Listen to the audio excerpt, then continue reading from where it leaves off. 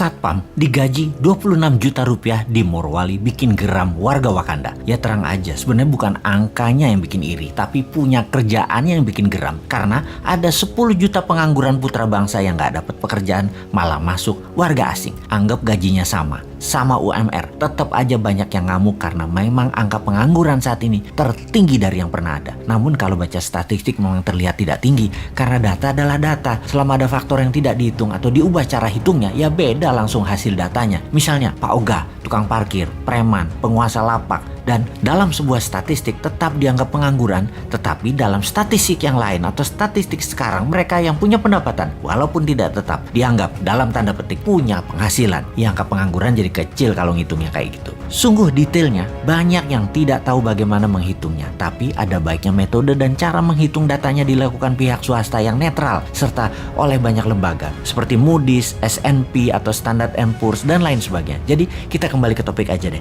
TKA Tiongkok yang membanjir besar-besaran dalam periode pemerintahan saat ini sangat melukai hati 10 juta pengangguran di Indonesia. Sebenarnya alasannya apa sih? Mereka lebih ahli? Nggak juga. Alasan pejabat aja biar dibenarkan pejabat tertinggi. Namun sesungguhnya pejabat ini yang membiarkan mereka masuk ini sudah menghina rakyat Indonesia berkali-kali, tapi tetap didiamkan karena gaji mereka yang besar dan banyak jumlah tenaga kerja itu. Sesungguhnya hal inilah yang menyakitkan hati banyak saudara kita para pengangguran di Indonesia. Oke, kita sebagai penyeimbang informasi, bagaimana harusnya mengingatkan mereka bernegara yang benar? Newman itu selalu punya penyeimbang pikiran dan punya solusinya. Kita sebelum memberikan usulan kita ke Korea Selatan. Bagaimana Korea Selatan mengelola tenaga kerjanya? Nomor 1, buka lapangan pekerjaan buat rakyatnya terlebih dahulu. Ketika 100% rakyatnya bekerja, ternyata masih banyak pekerjaan-pekerjaan yang diperlukan untuk hal yang level bawah. Bangsa Korea adalah bangsa yang bangga nasionalismenya, maka pekerjaan level bawah itu diberikan ke orang asing atau tenaga kerja asing. Buruh pabrik kasar, pembersih sampah perkotaan, suster di rumah sakit, dan banyak lagi diambil dari tenaga kerja asing. Intinya, warga Korea Selatan dilayani tenaga kerja asing. Begitu juga Hong Kong, Taiwan, Saudi, dan banyak negara lainnya, termasuk Malaysia. Mana mau orang Malaysia kerja di kebun,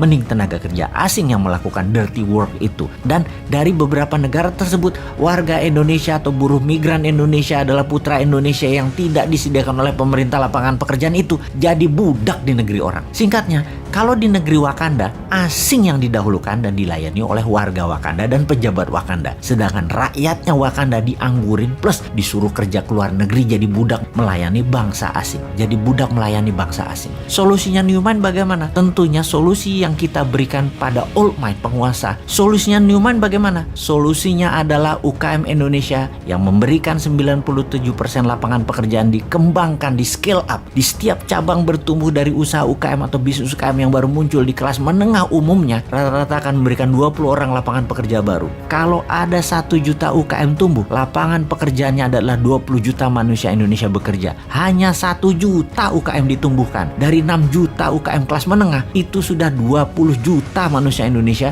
bekerja. Maka selesai sudah masalah pengangguran itu. Itulah kontribusi Newman. Contohnya bukan hanya wacana. Santara urun dana yang saat ini masih kecil kontribusinya, baru 100 UKM dibiayai. Sampai akhir 2022 nanti kita targetkan 10.000 yang dibiayai, alias 200.000 tenaga kerja akan terakomodir dengan sistem santara urun dana. Walaupun kecil, karena tidak didukung pemerintah, kita terus fight karena ada Anda sahabat semua yang mendukung. Kita maju terus, kita semangat terus selama kita didukung hati sahabat semua. Kembali ke solusi dari pejabat sekarang. Adakah mana keberpihakan Anda kepada UKM dan penganggurannya? 3 tahun ke depan deh ditunggu solusinya. Ada nggak? Jangan-jangan nggak ada deh lu.